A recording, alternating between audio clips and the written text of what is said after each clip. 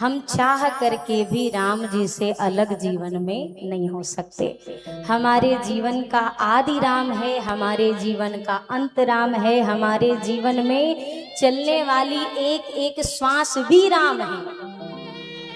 बात सिर्फ इतनी है, कोई इस बात को, इस सत्य को जीते जी स्वीकार कर लेता है, और जो जीवन भर भी राम को नकारे फिर भी उसके मरने के बाद चार जन याद दिलाते हैं राम नाम, क्योंकि इससे बड़ा सत्य संसार में दूसरा कोई नहीं। श्री राम कथा रघुनाथ जी का यह चरित्र है जिसको गोस्वामी जी ने भाषाबद्ध किया है, और इसी प्रसंग से हम चर्चा का शुभारंभ करें। सबसे पहले ये जानना आवश्यक है कि क्या श्री गोस्वामी जी महाराज ने ही यह पूरी कथा गाई है? नहीं, गोस्वामी जी ने गाई गई कथा को भाषाबद्ध किया है, अर्थात एक रचना जो एक स्थान पर विराजित थी, उसी रचना को गोस्वामी जी महाराज ने श्री रामचरितमानस जी के अंदर पिरोया है। जैसे मोतियां कहीं और से प्राप्त हो और एक धागे के अंदर उसे गूंथने का कार्य कोई और व्यक्ति करे। तो श्री राम कथा किस प्रकार से गोस्वामी जी को मिली? तो श्री राम कथा के प्रमुख रचनाकार हैं, अर्थात सीधे शब्दों में कहूं तो पूरी श्री राम कथा की रचना करने का श्रेय अगर किसी को गोस्वामी जी ने दिया, और जिन्होंने यह रचना करी वो कौन है? तो देवादिदेव महादेव, भूत भावन भगवान शंकर ने यह कथा रचित की, उनके द्वारा यह कथा रचना की गई। अब हम सोचेंगे तो ऐसा तो कोई ग्रंथ नहीं मिला कि बाबा की लिखी हुई कोई पुस्तक, कोई ग्रंथ, कोई उपन्यास कुछ प्राप्त हो। इस कारण क्योंकि भगवान शंकर ने इस कथा की रचना करने के उपरांत इसे किसी भोजपत्र में, ताम्रपत्र में अंकित नहीं किया, तो कहाँ अंकित किया? गोस्वामी जी ने इसका संकेत श्री रामचरितमानस जी में दिया। रचि महेश निज मानस राखा, पाई सुसमय शिवासन खाखा। रचि महेश निज मानस राखा, पाई सुसमय शिवासन खाखा। रचि महेश निज मानस राखा, पाई सुसमय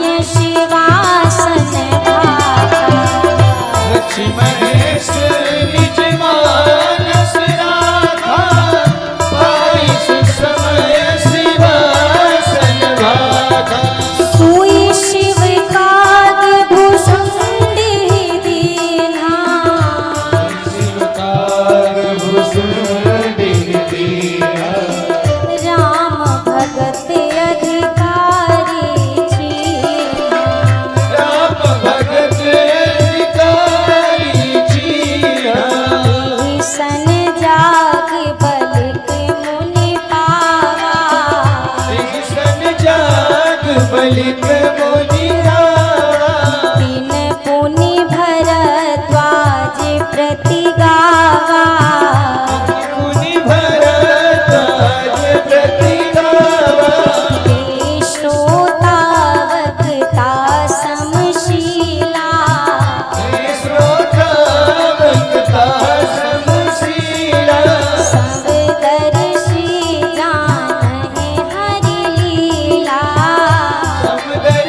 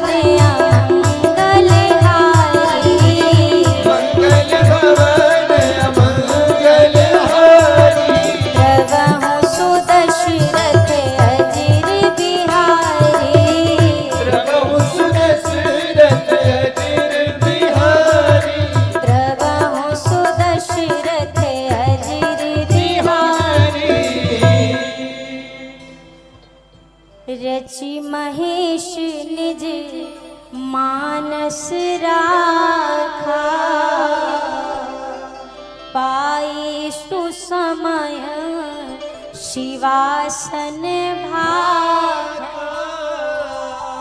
भगवान शंकर ने रचना की। रचना करने के उपरांत स्थान कहाँ दिया इस कथा को? मानस, मानस कहें तो हृदय में, अपने अंतर मन में कथा को लिख करके विराजित कर लिया। उचित समय पर शिवा कहें तो माँ भवानी को यह कथा भगवान शंकर ने सुनाई। भगवान शंकर से ही यह कथा श्री रामचरितमानस जी के राम कथा के एक और वक्ता हैं श्री कागभुसुंडी जी। ये कथा शंकर जी के माध्यम से ही कागभुसुंडी जी को मिली। तो कागभुसुंडी जी ने यह कथा भगवान विष्णु के प्रिय वाहन श्री गरुड़ जी महाराज को सुनाई। यही श्री राम कथा जब श्री याज्ञवल्क्य मुनि को मिली तो श्री याज्ञवल्क्य जी महाराज ने तीर्थराज प्रयाग के क्षेत्र में भरद्वाज मुनि को यह कथा गाकर सुनाई। और यही कथा जब गोस्वामी जी को प्राप्त हुई तो गोस्वामी जी को यह कथा सीधा शंकर जी से नहीं प्राप्त हुई है। गुरु शिष्य की परंपरा होते होते यह कथा गोस्वामी जी महाराज के गुरुदेव को प्राप्त हुई और शंकर भगवान के निर्देशानुसार गोस्वामी जी महाराज के गुरुदेव श्री नरहरि दास जी महाराज, जिन्हें नरहरियाचार्य जी भी संबोधित करते हैं संत समाज में, तो गुरुदेव भगवान ने यह कथा सूकर क्षेत्र में श्री गोस्वामी जी को सुनाई। गोस्वामी जी की अवस्था क्या थी जब उन्होंने यह कथा सुनी? तो गोस्वामी जी स्वयं बताते हैं, जब यह कथा मेरे गुरुदेव ने मेरे सामने संभाषित करी तो मेरी आयु क्या थी? मैं पुण्य निज गुरु सन सुनी, कथा सुसु कर खे, समुझ नहीं तसी बालपन, तब यति रहे अच्छे। जब मैंने यह कथा सुनी तो मेरी बालावस्था थी, बाल्य अवस्था थी। अब किसी छोटे से बच्चे को आप श्री राम कथा सुनने के लिए यहाँ पर ले भी आइए तो उसका चित्त कथा में नहीं एक बार में बैठ सकता। वो इधर घूमेगा उधर घूमेगा, जबरदस्ती बिठा भी लीजिए पर कथा में एकाग्रता नहीं होगी। गोस्वामी जी कहते हैं मेरे मन में उतना ज्यादा कथा के प्रति कोई ऐसा ज्ञान नहीं था कथाओं को लेकर के, ना मेरा चित्त लगा, तो मन नहीं मेरा लगा उस कथा में। मेरी बाल्यावस्था के कारण बार बार यह कथा गोस्वामी जी कहते हैं एक बार में मेरे चित्त में बैठी नहीं, लेकिन मेरे गुरुदेव भगवान की कितनी कृपा, तदपि कही गुरु बारही बारा। अगर एक बार गुरुदेव भगवान सुनाकर छोड़ देते तो शायद कभी मेरे जीवन में श्री राम कथा का उद्गार नहीं होता। पर गुरुदेव की कृपा कैसी, अगर एक बार मैं नहीं समझा, दोबारा सुनाया, दोबारा नहीं सुने, तिबारा सुनाया, तब तक सुनाते गए जब तक मेरे अंतर मन में यह कथा विराजित नहीं हो गई। तदपि कही गुरु बारही बारा। गोस्वामी जी कहते समुझी पर्यो कछु मति अनुसारा। ये श्री गोस्वामी जी महाराज की आप सरलता का दर्शन कर सकते हैं। गोस्वामी जी क्या कह रहे हैं, बार बार गुरुदेव ने जब मुझे सुनाया तब जाकर के मुझे कितना समझ में आया। कछु, कछु कहें तो थोड़ा सा, बहुत कम, जितना गुरुदेव समझाना चाहते उतना नहीं, थोड़ा सा समझ में आया। अब गोस्वामी जी की सरलता देखिए और सामने प्रत्यक्ष प्रमाणित श्री रामचरितमानस जी का विस्तार देखिए। गोस्वामी जी कह रहे मुझे कुछ समझ में आया और उस कुछ का विस्तार 7 कांड के मध्य है। और अगर गोस्वामी जी का कुछ इतना अथाह अपार है तो बहुत कुछ कितना हो सकता था। ये 7 कांड जो हमारे सामने विराजित हैं, 7 सोपान विराजित हैं, जिसमें अलग अलग सोपान में प्रभु की अलग अलग लीलाओं का वर्णन आता है। अब कई बार क्या होता है, हम ग्रंथ की कथा तो सुनते हैं पर कई बार ग्रंथ के प्रति हमारी वो श्रद्धा नहीं होती। हमें लगता है ये तो एक पुस्तक है, एक किताब है जिसके अंदर लिख दी गई हैं कथाएं, और ये क्या साक्षात भगवान थोड़ी ना है। पर कोई भी वक्ता जब व्यासपीठ पर विराजे तो जितना सम्मान उसके हृदय में ठाकुर जी के श्री विग्रह के लिए होता है, उससे एक निमिष कम सम्मान ग्रंथ के प्रति ना होता है, ना होना चाहिए। हम क्या कहते हैं, ठाकुर जी का वांगमयी स्वरूप, अर्थात जैसे यहाँ रामलला विराजे, वही हमारे रामलला श्री रामचरितमानस ग्रंथ में विराजे। बस ये है, यहाँ पर मेरे रघुनाथ जी के सुंदर छवि का दर्शन नेत्र के रूप में, कहीं परनासिका का सुंदर दर्शन, मुखारविंद का दर्शन, चरण कमल, अधर कमल, कर कमल, ये दर्शन हो रहा है। तो वहीं दूसरी ओर ग्रंथ भगवान के रूप में 7 सोपान बने हैं, जिसका दर्शन प्रभु की छवि के रूप में किया जा सकता है। अब आप कहेंगे 7 कांड में भगवान को कैसे देखें, ये तो बाल कांड है, अयोध्या कांड है, इसमें क्या दर्शन कर सकते कब करेंगे, जब गोस्वामी जी की नजर से इस भाव से ग्रंथ को देखना शुरू करेंगे। तो गोस्वामी जी का नजरिया क्या है श्री रामचरितमानस के प्रति, तो गोस्वामी जी का दृष्टिकोण कहता है कि श्री रामचरितमानस जी में जो 7 कांड हैं, हम बहुत साधारण तरीके से कहते हैं बाल कांड पूरा हो गया, अयोध्या कांड समाप्त हो गया, अब हम यहाँ प्रवेश करें, अरण्य कांड करें। पर गोस्वामी जी क्या कहते हैं, ये जो 7 सोपान है, ये मेरे लिए 7 सोपान नहीं है, तो क्या है? गोस्वामी जी कहते हैं साक्षात विराजित रघुनाथ जी के ही शरीर के 7 अंग हैं, जो श्री रामचरितमानस जी में विराजित हैं। बालकांड से शुरू करते हैं और श्री उत्तरकांड तक चलते हैं। तो साथ में आप मेरे चलिए और गोस्वामी जी के दृष्टिकोण से जरा दर्शन करें कि ये एक एक सोपान आखिर हैं क्या।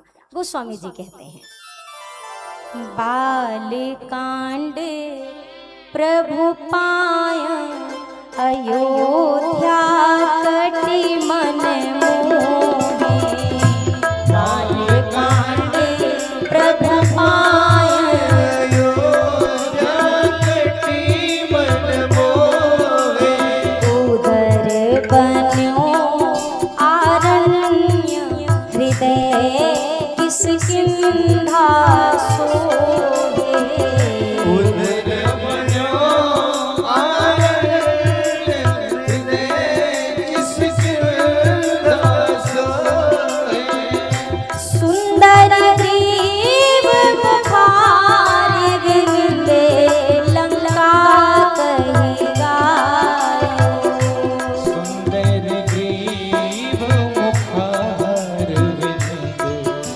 लंका कहि गायो, जहाँ दशानन आदि निशाचर सकल समायो, जहाँ दशानन आदि निशाचर सकल समायो, मस्तक उत्तर कांड शुचि, यह विधि तुलसीदास बन, आदि अंत लव देखिए, श्रीमन मानस राम तन। श्रीमन मानस राम तनो, श्रीमन मानस राम तनो। बालकांड प्रभु पाय अयोध्या कटि मन मोहे। प्रथम सोपान श्री रामचरितमानस जी का क्या नाम? श्री बालकांड। गोस्वामी जी कहते हैं बालकांड क्या है, तो प्रभु के चरण है। अयोध्या कांड, अयोध्या कांड प्रभु का कटि प्रदेश है। उदर बन्यो आरण्य, प्रभु का उदर भाग अरण्य कांड है। हृदय किसकिंधा सोहे, किसकिंधा कांड प्रभु का हृदय है। सुंदर ग्रीव, सुंदर कांड प्रभु की ग्रीवा है। मुखारविंद लंका, लंका कांड प्रभु का मुखारविंद है। फिर मस्तक उत्तर कांड शुचि, सातवां सोपान मानस जी का यह प्रभु का ललाट प्रदेश है, मस्तक है। और गोस्वामी जी ने कहा इसी प्रकार प्रभु से नख से शिख तक के भाग को आपको श्री रामचरितमानस जी के जो 7 सोपान हैं, यही प्रभु के नख से लेकर शिख तक के भाग विराजित हैं। तो हम आप परम सौभाग्यशाली हैं। ये वाले जो विग्रह सरकार हैं, इनका दर्शन नेत्रों से किया जा सकता है, नेत्रों से किया जा सकता है। इनका प्रवेश नेत्र के द्वार से हो सकता है, कर्ण के द्वार से नहीं। पर इनकी कथा का प्रवेश कर्ण द्वार से भी हो सकता है। और अगर कथा सुनने में रुचि लग जाए तो मन के भीतर ये नेत्र कथा का दर्शन भी कर सकते हैं। सुनना क्यों आवश्यक है? कथा सुनना बहुत जरूरी है, क्योंकि आज के समय में सुनने वालों की ही कमी है, सुनाने वालों की कमी नहीं है। अब सुनना आवश्यक है, क्यों? जो चीज कर्ण के मार्ग से प्रवेश करती है वही चीज मुख के मार्ग से निष्कासित होती है। सीधी बात है, बहुत सरल सा यह एक विषय है। अगर कोई व्यक्ति दिन भर समाचार सुनने की रुचि रखता हो तो जब उसके मुख से निकलेगा, आपने सुना आज की न्यूज, आज ऐसा हो गया। अगर कोई व्यक्ति राजनीति में रुचि रखता हो, कान से वही चीजें सुनेगा और वही चीजें सामने से निकलेंगी। जो व्यक्ति यहाँ से जिस बात को प्रवेश कराएगा, अगर किसी की निंदा यहाँ से प्रवेश कर रही है तो अगले व्यक्ति के मिलते ही निंदा निकलेगी। आपने सुना भला भाई साहब ने ऐसा ऐसा कहा। तो इसीलिए इस मार्ग से ऐसी चीजें प्रवेश कराई जाएं जो चीज अगर बाहर निकले तो सुनने वाले का भी कल्याण होना चाहिए। कर्ण मार्ग से जो चीज प्रवेश करे वो ऐसी हो जो मेरा भी उद्धार करे और अगले सुनने वाले का भी कल्याण करे। आराम जीवन में सबको चाहिए। आराम चाहिए कि नहीं चाहिए? हाँ बोल दे हो, यहाँ सब कुछ सुना जाता है। आराम चाहिए ना? आराम कैसे आता है? आदमी सोचता है घर पे जाए, पैर पसार के बैठ जाए, ये तो आराम है। अच्छा, और मन में जो 1000 समस्या चल रही है, ये आराम आपको करने देती है? जब तक मन को शांति ना मिले, मन में सुकून ना हो, तब तक बिस्तर में पैर फैलाकर बैठने से भी आराम मिलने वाला नहीं है। कई बार झोपड़ी में बैठा हुआ व्यक्ति इतना आराम महसूस करता है, और कई बार हम एसी में बैठे होते हैं फिर भी पसीना छूटता है। क्यों? क्योंकि मन में उथल पुथल है। तो आराम कैसे आएगा? आराम की तलब है तो बस एक काम कर, आराम की शरण में बस राम राम कर। जब जीवन में राम आते हैं तभी जीवन में आराम आता है। तो मेरे साथ सब लोग कहिए, राम तेरा नाम सारी दुनिया से न्यारा है। राम तेरा नाम सारी, गाइए गाइए साथ में गाइए। राम तेरा नाम सारी दुनिया से न्यारा है, हमें लागे बड़ा प्यारा है। राम तेरा नाम सारी, अपना ही में ना गाइए, जोर से गाइए, हम उनको सुनाई दे सारा। अरे राम तेरा नाम सारी दुनिया से न्यारा है। राम तेरा नाम सारी दुनिया से न्यारा है। राम तेरा नाम सारी दुनिया से न्यारा है। राम तेरा नाम सारी दुनिया से न्यारा है। राम तेरा नाम सारी दुनिया से न्यारा है, हमें लागे बड़ा प्यारा है। राम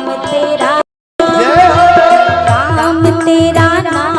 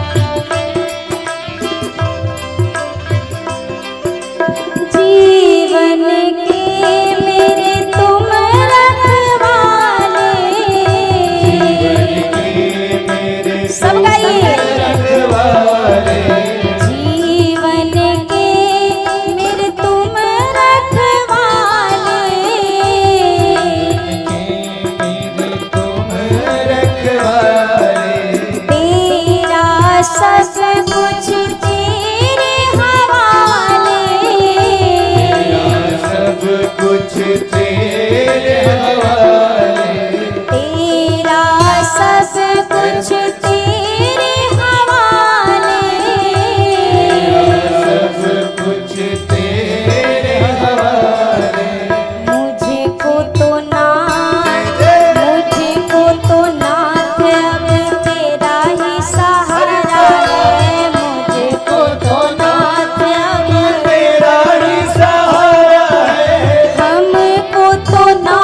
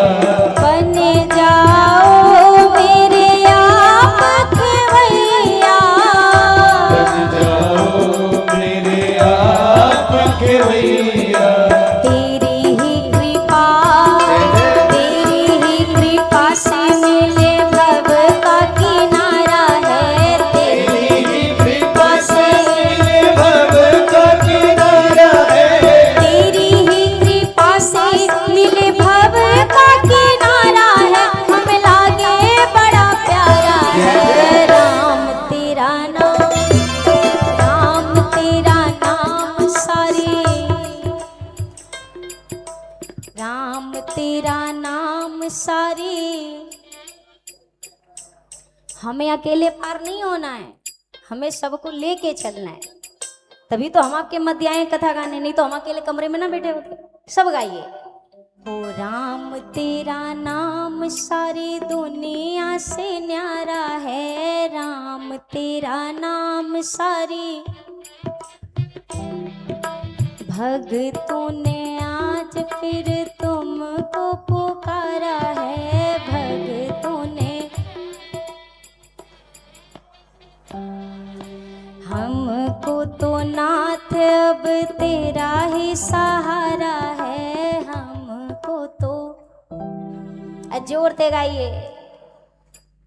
हमको तो नाथ अब तेरा ही सहारा है,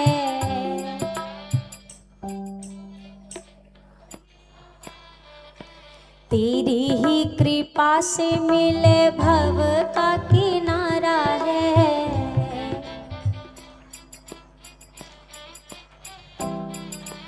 तेरी ही कृपा से मिले राम तेरा नाम सारी, राम तेरा नाम सारी। हाँ जरा प्यार से अब दोनों हाथ ऊपर करिए सब लोग, पूरे पूरे हाथ, जितने लंबे लंबे हाथ, तालियों से कहिए। ओ राम तेरा नाम सारी दुनिया से न्यारा है, राम तेरा नाम सारी दुनिया से न्यारा है, राम तेरा नाम सारी दुनिया से न्यारा है, हमें लागे बड़ा प्यारा है।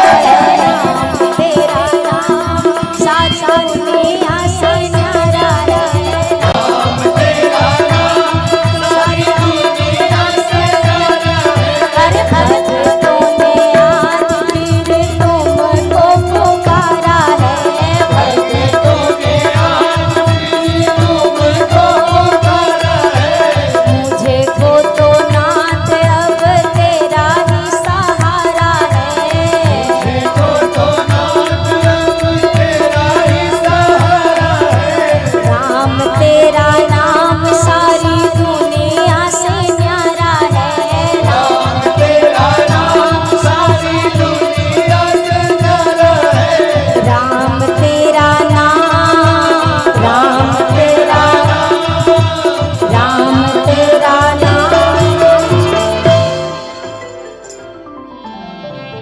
भक्तों ने आज फिर तुमको पुकारा है,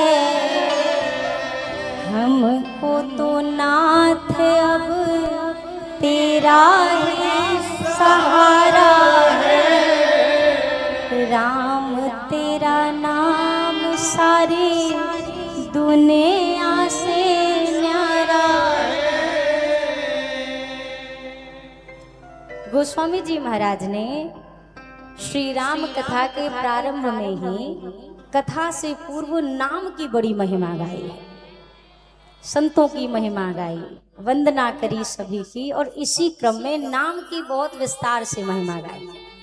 ये नाम किसने किसने गाया और जिसने गाया उसने क्या पाया।